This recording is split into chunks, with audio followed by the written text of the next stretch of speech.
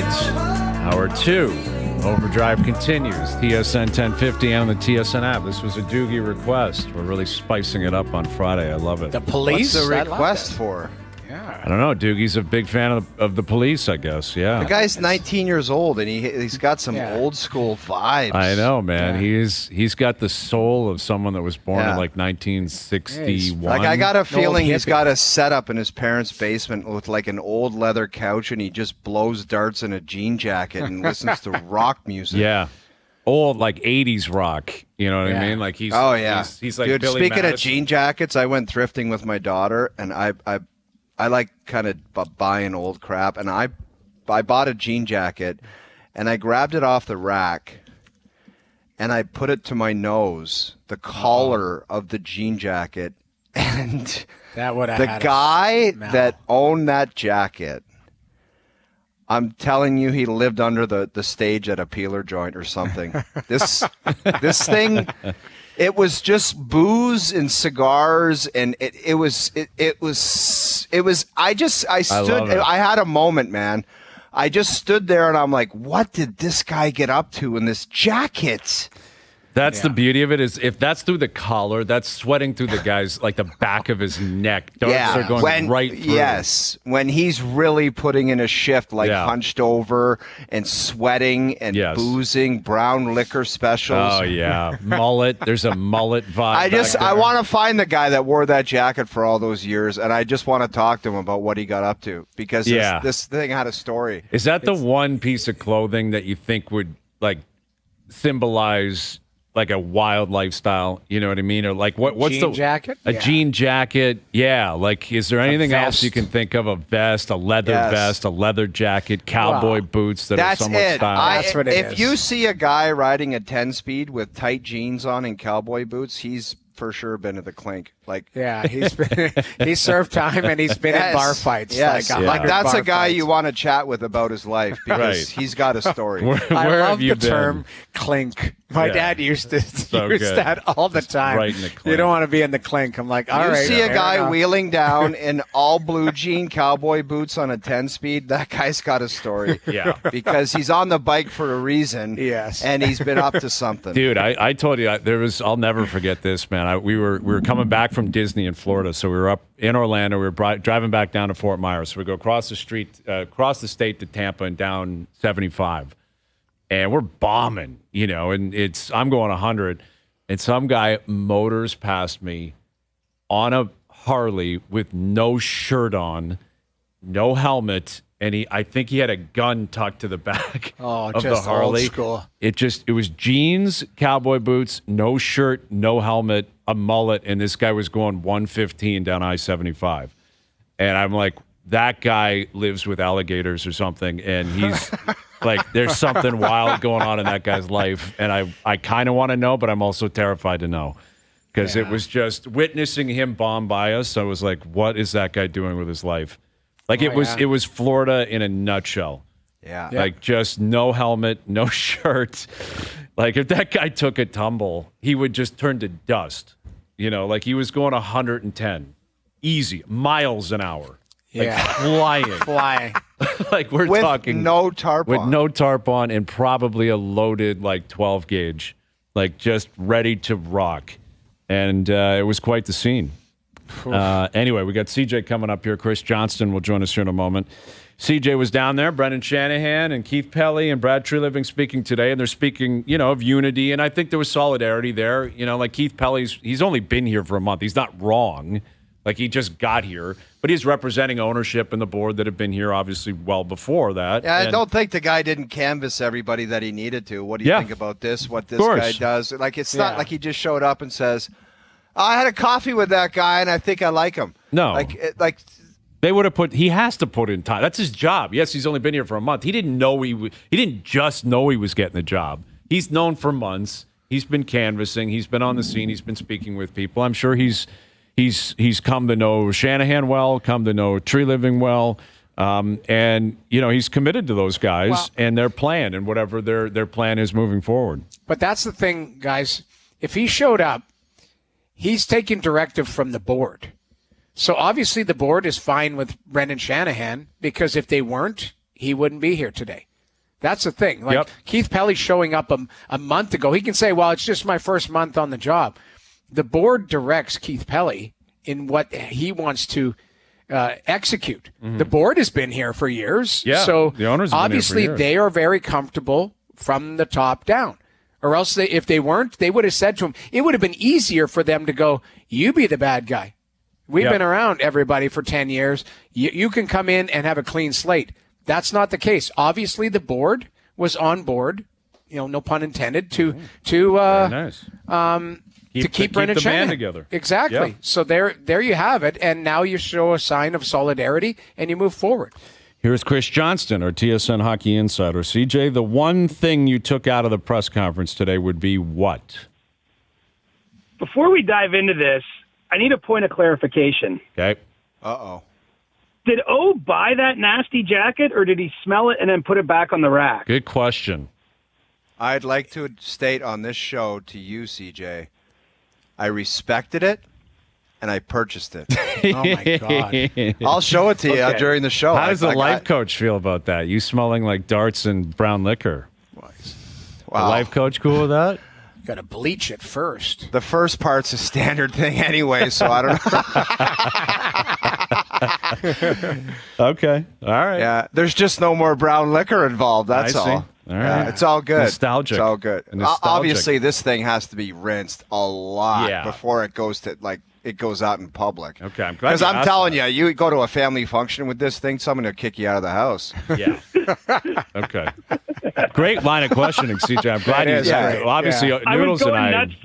Yeah. I'm driving back from the practice rink, and I was going nuts as he told that story. I'm like, there's no way he actually bought that thing. I Yeah. sure course did. it I'll did. show it to Yeah. you guys the next hour because it's gorgeous. It's got so $12. much character, Yeah. man. I love I'm wearing it the rest of the show. I'm going to get it right now. You Go talk get to it. Go get All it. right, go get it, man. We're thrifting. I love how he paid- just said we're thrifting. His daughter and Yeah. him were thrifting as if Paid that's $12 just a bucks for it, too. totally and that's the normal thing. lifestyle. I'm worried because you know what? He's going to put that thing on, and he's going to develop some weird rash on the back of his head Yes. because it hasn't been washed. Right. And who knows what's going on. And you know what? Like that lifestyle might seep right into his body through osmosis. You're right. There it is. There's something living on that.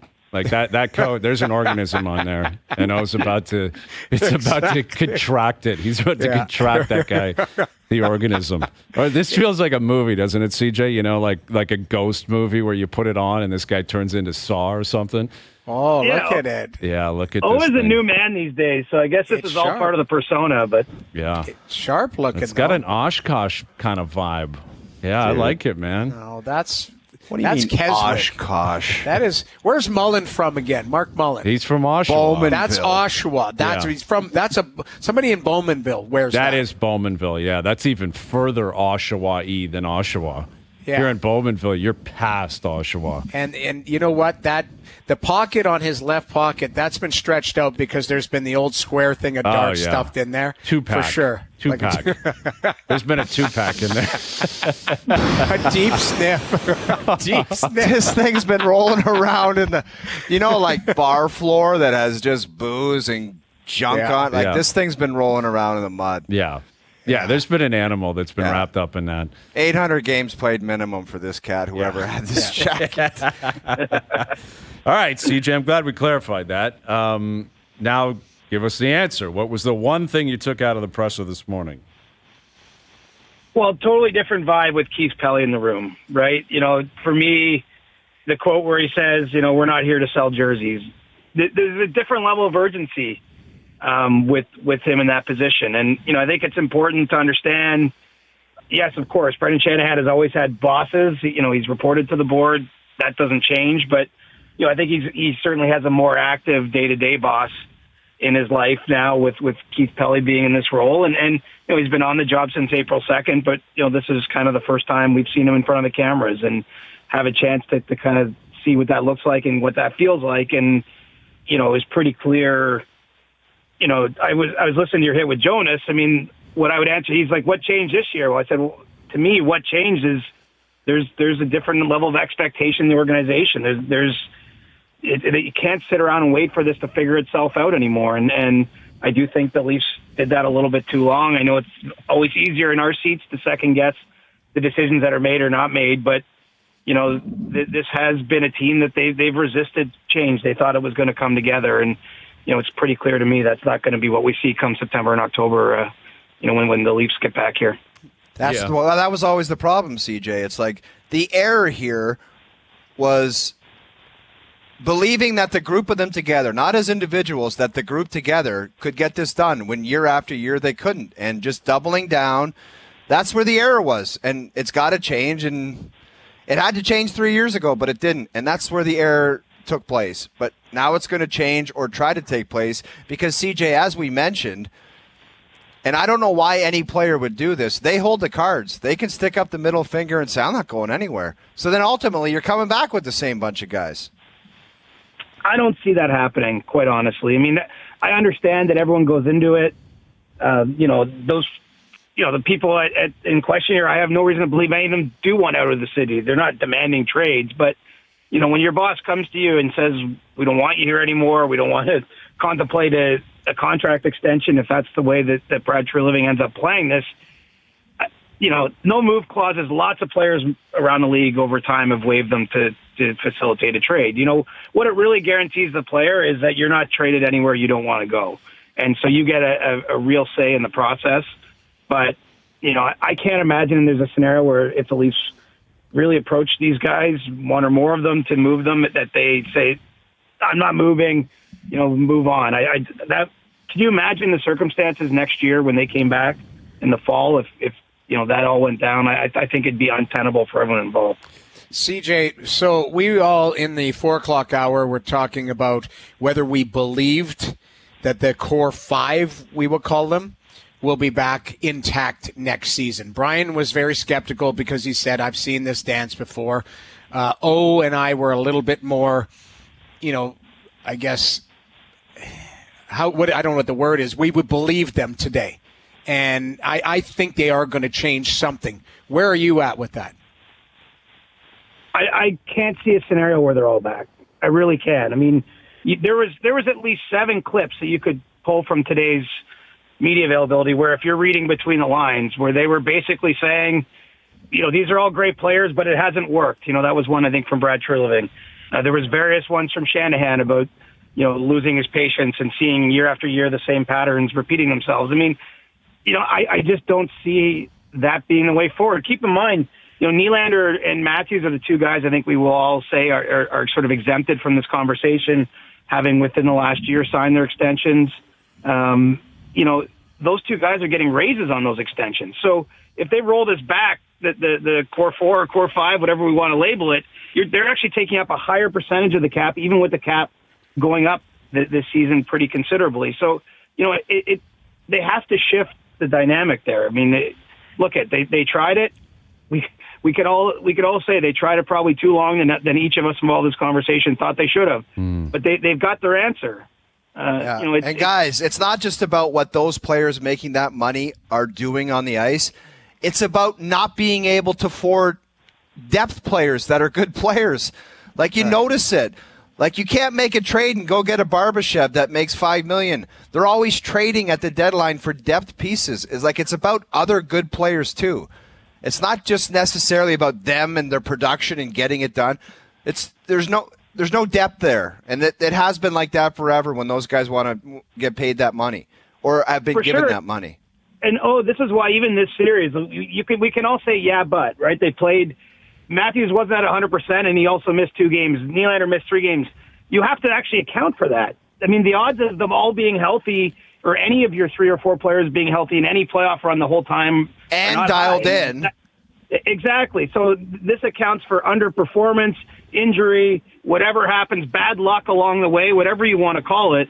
You need to have depth behind them, better depth, and I literally would say if all 5 of those guys are back, I think it's a 0% chance. I think that there has to be a meaningful trade made this offseason, and maybe more than one. I mean, those decisions aren't even being reached. I don't think those conversations are happening yet with the agents or players involved, but I think that that's where this is going. And it's just hard to see them taking any other path after what I heard today. No, they shouldn't. They absolutely shouldn't. They shouldn't have last year, though. I guess that's where my skepticism comes in. Like, I'll believe it when I see it, and when I do, I'll be the first to credit them for finally making those decisions. And I understand why they were loyal to these players and to the core and why they thought it might work, years ago. I couldn't understand it quite as much or at all the last year or two.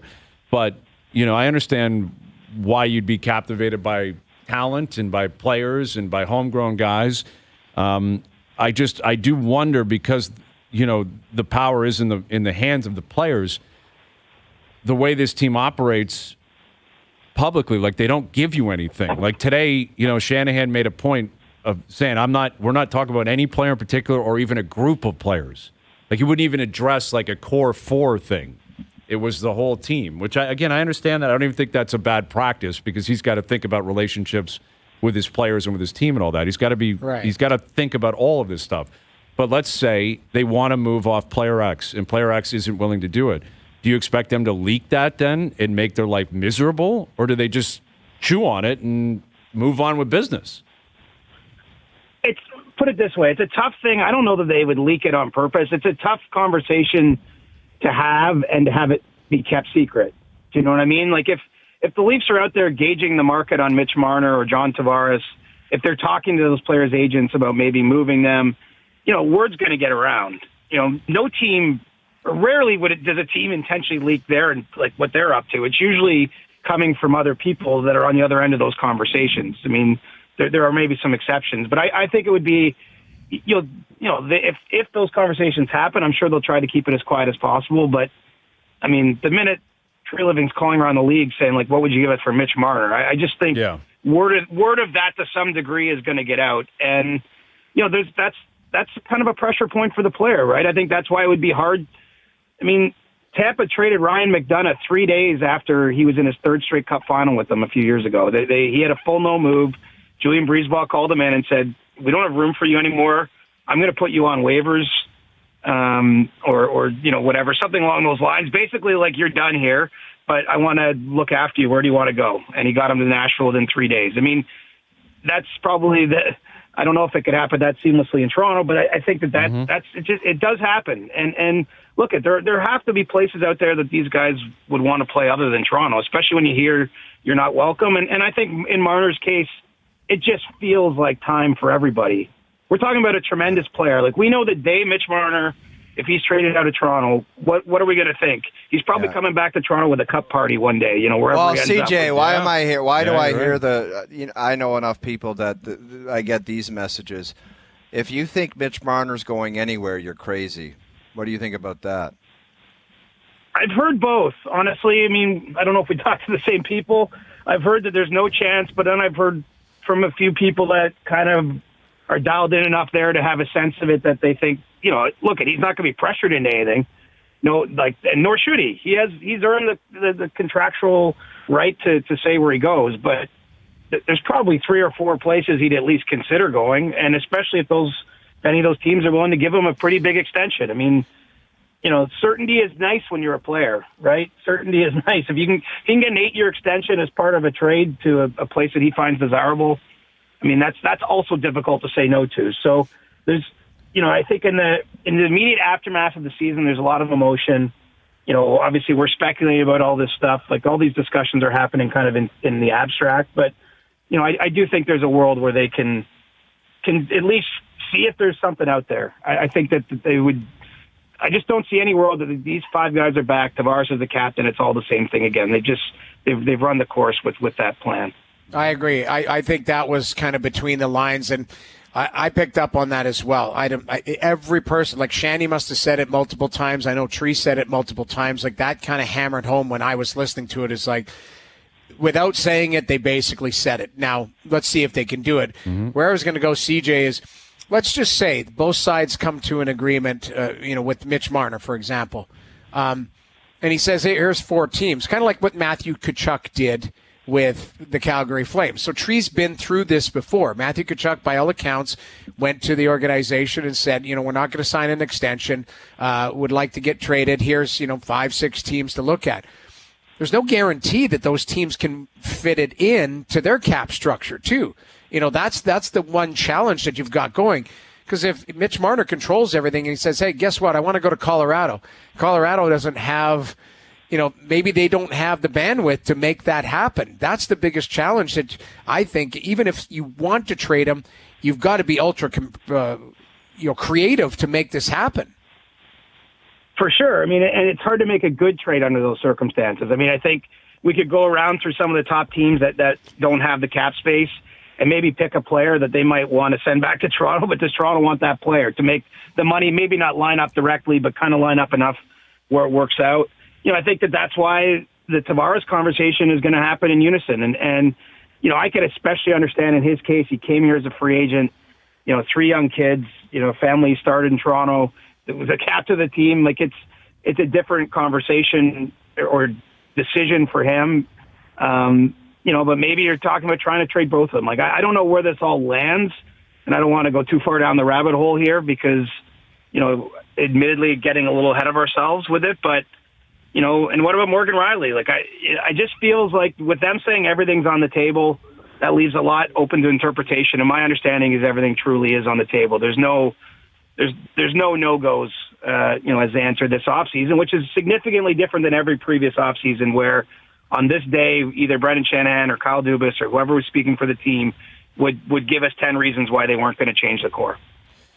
All right. Well, let's see where it goes. And first, they got to get the coach done. Yeah. Do you think it's just like whoever's a free agent right now with the Leafs, or for the Leafs, like a Craig Berube, Todd McLellan, or is it possible that they can call? Can you look into other coaches who are employed? I know they've done that before with like Burke in Anaheim and like poaching coaches. Is that even a possibility? Does that ever happen in the NHL? It does happen. I think that those conversations are probably happening a little bit. I mean, look, it might just be one phone call, right? You might be calling up Pittsburgh because there's been all these rumors and saying to Kyle, would you ever let Mike Sullivan go? And the answer might be no, and that might be the end of it. But I think the Leafs will poke around those situations. But the two names, of course, that we're hearing are Berube and McLellan because they fit the bill as the most experienced guys that have had the most track record of success and are available right now. And it sounds like Berube is going to have conversations starting this weekend with the Leafs. So I mean, it could move fast in one of those directions. I think we should at least keep a half eye on Rod Brind'Amour. It's my understanding he's got a handshake deal in Carolina on an extension, but it's not done yet. Nothing signed. They're down 3-0 in their series. Does that blow up? I mean, you'd think not, given how much he's consistently said he wants to stay there. But maybe he enters the mix as a potential free agent. I think the Leafs have an open mind. Berube, I would classify in my mind as a clubhouse favorite, but nothing's decided just yet. And let's see what happens if there's maybe a surprise or two that could maybe change the dynamic here. All right. I like hearing that. Now we're talking. Like now we're thinking outside the box. I love it. Chris Johnston, are you? Oh, positivities. there he is. Positivity. Yes. Hey, listen, a big coach, and all these guys are good coaches. Craig Berube is a good coach. Todd McLellan, good coach. Sheldon Keefe was a good coach. Like Sheldon did a really good job during the regular season. Yeah. And, yes, it was only one playoff round, but there were 20 years before that where no one else had won anything. Jersey wouldn't have called him 2 days later if they thought he was a stiff. Yeah, Sheldon knows what he's doing. He's a good coach, and he'll get another opportunity, and I'm sure he'll do a good job with it. But, yeah, you bring in a big-name coach, that's going to go a long way. Oilers Canucks tonight, are you buying that Draisaitl's simply a game-time decision, or is it a lock he's playing tonight? He's playing. Yeah, he's Come playing. on. He's playing. Game time decision is code this time of year. It's either he's not playing and we're lying to you and we want to just create some doubt, or he's playing and we just don't want to say it. Yeah, I agree with you. I got my eyes on 97 tonight, man. I have a sneaky feeling he's going to have himself an evening tonight. That was his first game in his career. He didn't get a shot on goal in playoffs. Yeah, that's wild. Ever in his career. Yeah. He was shut out in a playoff game from getting a shot on goal. He will be. We'll see if he I like the tonight. opportunity of him on a first shift, possibly. I'll take McDavid in the pool tonight. Who's going to score in that game first? Put me down. I'll tell you, you'd look pretty smart in your career if you just predicted big games for McDavid every show. That's exactly what I do. That's true. That's what I do. Scotty Scheffler. Falling in that category. Yeah, I say Scotty Scheffler, Jokic, and McDavid. I think they're going to have big, and Mahomes. From 2000 to 2015, he picked Tiger Woods a lot. This guy's a legend. Yeah, I know CJ. what I'm talking about. You listen to me, I'll take care of you, CJ. I'll take care of you. All right, buddy. Well, we'll see where it goes from here. Appreciate you doing this. All right, talk soon, boys. Chris Johnston, our TSN hockey insider, joining us here on the Maple Toyota Hotline. Check out Maple Toyota's huge truck and SUV lineup, including Tundra, 4Runner, Highlander, and Grand Highlander in stock and ready to deliver. Visit mapletoyota.com. Yeah, a little positive Friday there. All right.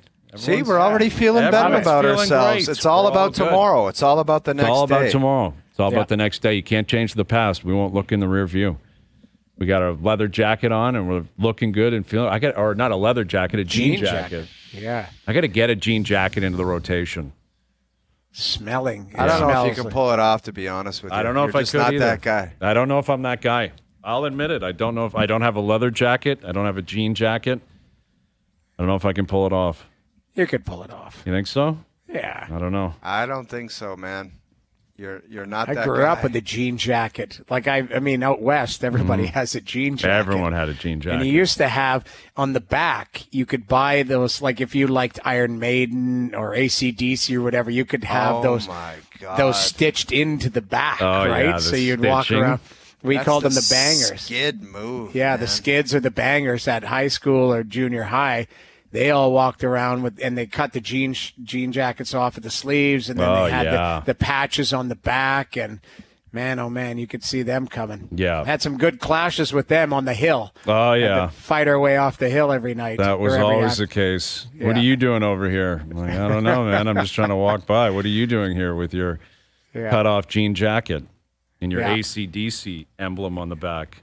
There were some awesome jean jackets back in the day. Oh yeah. All right.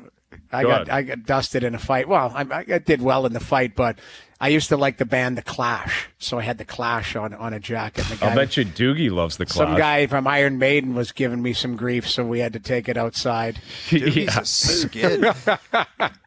Dude, imagine that. Imagine a fight starting because I like Iron Maiden and you like The Clash. Yeah, I like The Clash. Don't and the call guy was, Iron Maiden Iron Madden, okay? Whatever it is, Iron Maiden. Iron Maiden. They were come back with some then. Run to the Hills, Iron exactly. Maiden. All right. Run to the Hills. All right, Iron Maiden is coming up. We've got our friend Julia Tocheri coming up. Julia was on the desk for Easton Cowan's 5 points last night. Love it. Nice. Get her take on the PWHL Game 2 tonight. Toronto looking for a win. And the WNBA, reportedly, according to many reports out there, on its way back to Toronto.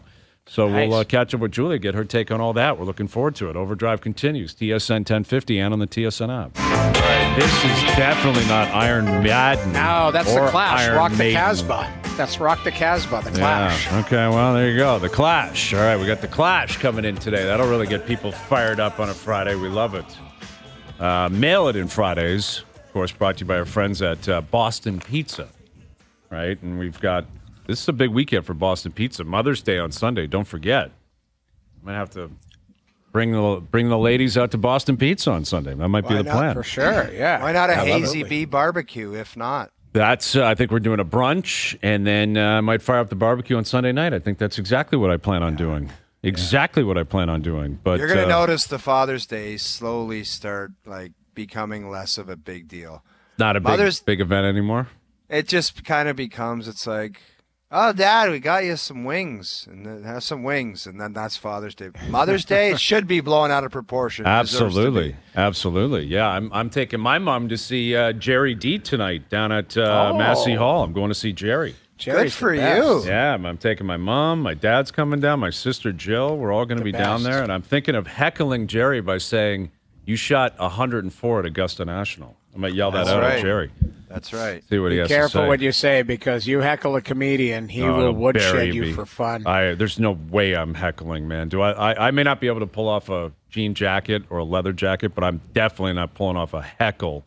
No. Especially with Jerry. Like, we love Jerry D. Jerry D's a friend of ours, a friend of the show. He's a great golfer, but he did allegedly not have a great day down at Augusta National. Exactly. Yeah. Right? Choked it off. Yeah. I mean, that we can't confirm or deny that, but that's what we've heard.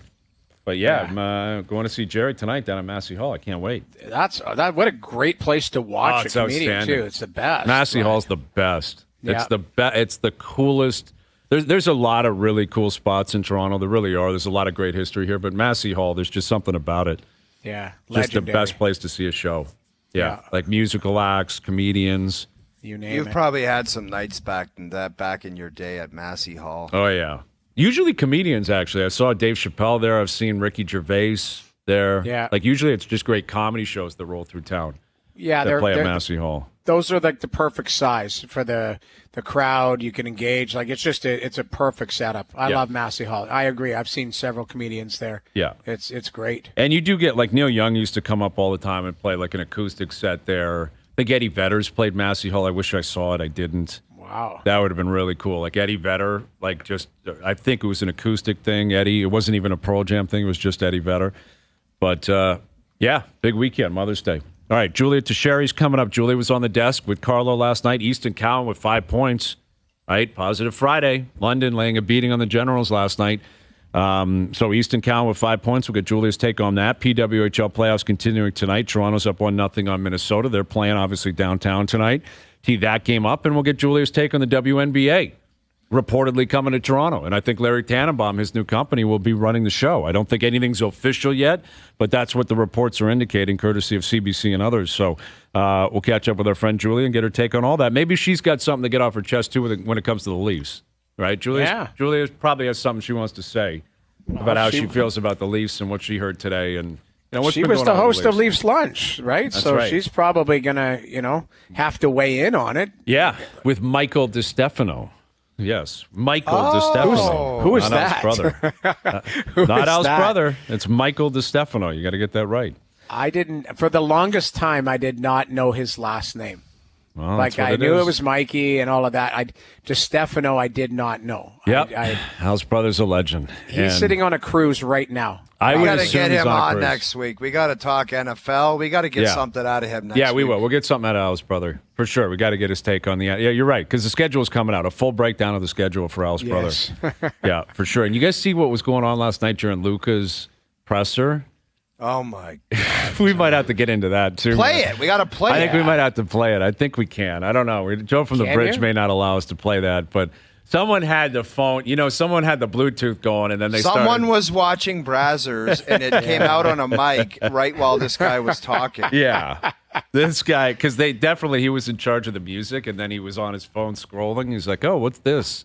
Yeah. And it got a little carried away last night. All right, Julia coming up. We've got Mike Johnston coming up from overseas as well. John Tavares on his way to play for Canada. What does MJ think of that? What do we think of that? We'll get into it. Overdrive continues. TSN 1050 and on the TSN app. Overdrive continues, brought to you by FanDuel, bringing you everything from the opening line to the final score. Every once in a while, we get some people joining us around the table that we love to see, love to hear from, and this would certainly classify as one of those. Our good friend Julia Tocheri in here. Julia, we love you. We love having you on. It's great Look to at me. see I'm you. smiling ear to ear. I love you guys too. It's amazing to have you in here. Positive. Look at this, man. Our Everything's whole lives positive. have changed in half an hour. Yes. We're all coming together. I told these guys I was going to spark you up in here. He's Yes. like, yeah, it's Friday. I'm like, no, let's get buzzing on this positive Let's Friday. buzz. Right. I love it. Let's get buzzing. Well, like we were referencing, you were on the panel last night, Easton Cowan with 5 points, right? That's a Yeah, good I want to positive talk story. about buzzing. He must have looked pretty good. He looks like a monster, Yeah. guys. He had points in 49 of the 54 games that he played in this season. Like Right. of the point streak that was 36 games long in the regular season and extended, I think, to 42 in the playoffs. It blew my mind.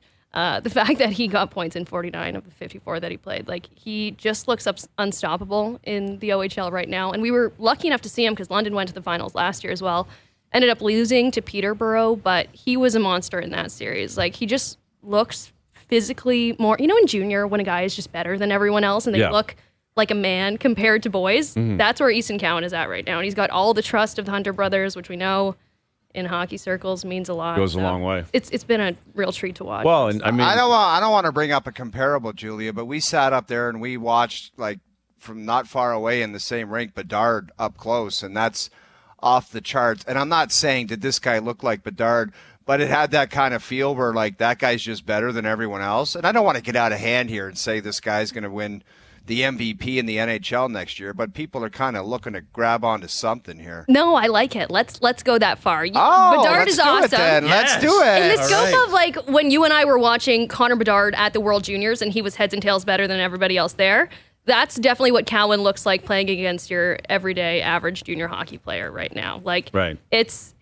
last night specifically, it was like every time he touched the puck, he was going to create something. That's the thing. He's scoring a lot, but the way that he distributes the puck is so impressive. Like he's got such a high IQ on the ice. Right. It's really cool to watch. Yeah, in London, beating up on Oshawa. Oshawa, I went to see them play. It would have been in November. They were about a 500 club. And they won the game big, but I thought nothing of it. And they basically haven't lost since. No, they went crazy right at the end of the Crazy. season. Like Yeah. they ended their season with a 12-game winning streak in the Right. regular season. But they're beat up right now. Like they're down 3 of their regular guys. Beckett Seneca is one of the main ones. He went down in Game 5 of their series against And North he's supposed Bay. to be a first-round pick this year. Yeah. Right? Maybe moving up the boards, too. So. Couple regulars Yeah. they're without. And when you have a series go to 7, Oshawa and North Bay really beat up on one another. So I think this is London's to lose right now. Yeah, it feels that way. And that was a big statement last night, obviously. They play Dude, again. it seems like they're in the finals every London year. all the Yeah. time. Well, Yeah. they buy a bunch of players. I mean, that's It's the mini NHL. It is. I mean, they have is there a salary cap in the OHL? No, there's no. Noodles, I salary don't even cap. Certain care if you're teams. buying players. There's something to it where it's like they're fishy. good. Put it that way. Yeah. Every year they're the best. Well, It's when like, you think okay, Patrick Kane's just going to show up here, but not go Matthew in the OHL Tkachuk, draft. wink, wink, nudge, Yeah. nudge. Yeah, like, Well, they I have mean, Sam they're- Dickinson, who's awesome right now. Yeah. Supposed to go really high, like stud defenseman. But his story, we know, like he was drafted to Niagara originally, said, I refused to go there, and ultimately ended up a Londonite. So, I mean, they That's put the been scales happening for sure. forever, though. In the In the West, it was Portland Winterhawks Yeah. did that. Travis Green and Mike Johnston got clipped for it. Yeah. In Portland, like it happens at the junior level. London is the place. It's the destination. the best to be. place it's, to it's play. A great, Building's it's an unbelievable amazing. building. All of that. The But town's awesome. people want to go there. It's Yeah. a destination to be there. And the Hunters know what they're doing, right? Like they pump out Exactly. not only do they win, they pump out a lot of NHL product. Yeah, that's the other thing I think that's really attractive to players, aside from the fact that you get treated really well there. Players know that when you play for the Hunter brothers, you get a little extra look in the draft Absolutely. and from people around the hockey world. Yeah, it goes a long way. Julia Tocheri in studio. So PWHL playoffs continuing tonight. Much like Easton Cowan, Natalie Spooner just never doesn't score. Yeah. Right? I'm She's- just like here to perform a tire pump on everyone we talk Yeah, about. this is Positive Friday. It's great. I So, like it. I mean, Toronto, obviously, they chose Minnesota, which I love that detail. Like, we've talked about it being used in other leagues. And the PWHL, they stepped up and they said, whoever has the top seed, which it was Toronto, they get to pick between Boston or Minnesota. I think they made the right choice avoiding Boston. Obviously, it wasn't bulletin board material in game 1. You know, Toronto won, I wouldn't say easily, but relatively easily, and they're clearly in the driver's seat going into game 2 tonight. Yeah, the pick your own opponent thing is interesting because had it not been pick your own opponent, Toronto would have been playing Minnesota anyways, Anyway. right? It Do you just like adds it, this extra. Julia? I like it. It I adds a little love it. spiciness Give it a to shot. Why not? The coaches were honestly talking about it more than the girls were. Like, it feels like the coaches are using it as more motivation than the actual players. Because, like I said, I don't know. It would have been Minnesota anyways, but it adds a layer to it for sure. Minnesota game 1 was not the Minnesota that we saw all season. And Minnesota, like the last 5 or 6 games of the regular season, was not the team that we saw all year. Like, they've got studs on that hockey team. They've got Kendall Coyne-Schofield, who we saw rip up the NHL All-Star game a few years ago as like the fastest woman in the world. They've got Taylor Heisey, who was the first overall pick this year, was the MVP at the World Championships a couple years ago. Grace Zumwinkle, who was the NCAA's leading scorer, one of them last year. Like, they've got studs on that team. And for a lot of the season, they were in first place. Like, to start the year, they went 5-0, and they just totally had the wheels fall off them after the World Championships. And I don't know if that had to do with the fact that like Grace Zumwinkle didn't play much at Worlds. Canada ultimately won, and there's a lot of Team USA influence in that Worlds team if there was a confidence thing happening right after, but they just can't seem to get their feet under them right now. They had some travel issues, and they were really loud about those travel issues right before game 1 of the playoffs. Like, they didn't get their gear till 11 p.m. because they were chosen, and then they just kind of had to get on the plane. So I think we'll see a better Minnesota team tonight. Tessa Bonamo and I were chatting about this earlier today. I honestly thought that Minnesota was going to come out pissed off and play better Yep. on, I don't know, whenever game 2 1 nights was. ago, yeah. 2 nights ago. I don't know what's going on between junior and women's hockey right Yeah, now. Wednesday night. I'm just in the vortex of hockey. But Yep. yeah, I think we'll see a better showing from Minnesota tonight. I'd be really surprised if it was that lopsided again. Right. Yeah. And listen, Toronto, they had it's funny, like you mentioned the ride of Minnesota where they started so well, then they faded. It was the opposite with Toronto, right? They couldn't score early in the year. They were terrible at scoring. And then all of a sudden, Spooner got going, Nurse got going, and they end up, the top seed. And you've got to experience it. I mean, I know they're still into the playoffs, but the first regular season, and it started late. It started on New Year's Day. But give us your breakdown of life with the PWHL, through 5 months. Yeah, it's been really cool to watch it grow. Like thinking back to January 1st, that day at the Mattamy Athletic Center, where I covered university hockey as well, so that has a little bit of a weird feel to it. But it was so cool in that building, just the energy around it. And I don't know, I think a lot of people were kind of expecting to see it tail off, maybe the excitement and the energy and just how much everybody was throwing into this and how much everybody around hockey seems to be engaged. And it just hasn't tailed off at all. I man the comment section on the TSN Instagram sometimes. That's a dangerous game. Yeah, I deserve a war medal really for that. I feel like game. Yeah. What does that entail, by the way? You just got to sit and check out the goon squinting messages? and deleting and blocking. That's what did you do in a former life to get that game? Bad stuff. Bad things. Yeah, so I don't know. I deserve a war medal or something like that for manning the TSN comments. But crazy phenomenon. This is not a secret. When we post stuff, women's sports, the Goonies come out of the closets. Here they come. PWHL, the Goonies are even liking it. They're like, yeah, let the girls play. I think everybody's kind of really into this. So it's cool Goonies. to see. Right. Yeah. You can make your own choices. If you want to watch and support. It doesn't men's, women's, do whatever you got to do. Go ahead, Noodles. Yeah, no, Julia, you mentioned that it hasn't tailed off. What's the next step, or in your mind, for it to get to that next level? You've watched it from infancy. You've been a part of it. You're passionately involved in it. What is the next step for that league? I think the easy thing to say would be expansion, but I'm just not there yet. I think everybody's calling for expansion right away, but I think the priority should be, and it's going to be tough because there's a lot of women on these teams right now. Guys, the girls coming out of college in the next couple of years are insane. They've been having all this pep training since they were the same age as the guys at 6 or 7 years old. They've been training for just as long and just as intensively. So the girls coming out of college in the next couple of years are insane. So it's going to mean with 6 teams that a lot of the women that we're seeing on these original 6 rosters probably won't be in the league next year, but it will mean that the league just gets stronger and faster and better. So in terms of next steps, I guess the obvious one is names and logos. And we heard yesterday that Bauer is going to be the official jersey sponsor next year. And there will be names and logos soon, but I think that would be it. And I guess venues, maybe. They're playing at Coca-Cola Coliseum right now. A couple teams have great venues. I think there's an obvious fit for Montreal and Laval. Toronto, it seems like Coca-Cola Coliseum is the next step. And I know we're going to talk about the NBA. WNBA's coming there, too. Yeah. Right? But I was talking to people about this building. Because it's a heritage building, there's a ton of rules as to what you can and cannot build. So the dressing room that the Marlies have is kind of as far as they could go with dressing rooms. So I think there's a lot to be figured out logistically in terms of how much they can change that building. Right. Yeah, that would make sense. I mean, it's a really cool place. Awesome building. It is, and you've got the X grounds. You got a lot of parking there. It can be a little bit tricky to get to if it's public transit, but that applies to everything in the city.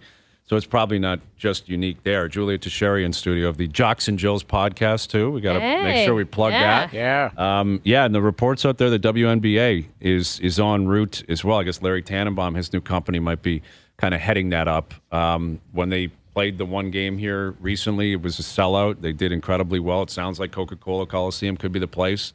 Do you think that could end up, even though what you just said is true about the infrastructure, that could be home base for kind of women's professional sports here in Toronto? Wouldn't that be cool if we can get everybody there? Yeah, Shireen Emmon from CBC reported that today, that the WNBA is coming to Toronto. I was at that WNBA game here last year. Interestingly enough, I think it was literally the day after Leafs lost Game 5 at home to Florida. To Florida, of course. Yeah. So I was in there. We don't talk about that. Yeah, Sorry. Positive Friday. It's Positive Friday. But I remember being at that WNBA game trying to be in a Positive Friday mood, right? In the same grounds where the Leafs were just beat to death by the Florida Panthers. So that was a really cool environment. I'm not as big of a basketball person, I'll admit openly here on the podcast, but I know that there's a huge thirst for that in the city. I think they'll do great. Yeah, they did. And again, they did really well in the one-off, and it seems like there's a lot of build-up towards that. And obviously, if you have sound ownership behind it, that's really what's going to go the furthest. Yeah. And once you kind of establish it, the rest will take care of itself. It's interesting that it's not MLSE, though. It's just Larry himself. Yeah, I know. Well, because reportedly there was an issue with one of the owners, and that's what you get with a conglomerate. If one of them doesn't want to do it, then you're out. You know, and it's that simple. And if you're out, you're out. And I guess Larry's like, all right, I'll go figure this out on my own. That's what it sounds like has happened here. All right, so we get the OHL. What do we got going tonight? You're here doing CHL stuff. Yes. QMJHL Game 2 tonight, Okay. and WHL Game 1. Road to Saginaw. I love it. Nice. Saginaw, Michigan, the Let's home of the go. Memorial Cup. What a beautiful place. We can't wait for that. Beautiful this time of year. I can't Beautiful wait. I this was in time of year. Utica a few weeks ago for Women's Worlds. Yeah. Upstate New you're York. hitting the good spots. Yeah. Saginaw and Utica. Been man. a real tour for me this year, boys. Just a ton of history Jean and jackets. just culture and everything. It's the bars are fun. Yeah, I'm sure they're amazing. All right, there's Julia Tocheri. Jocks and Jill's podcast. They had to test it for us, too. I will. Okay? Thank you, guys. There's our friend Julia Tocheri joining us. All right, final hour coming up. OverDrive continues. TSN 1050 and on TSN 2.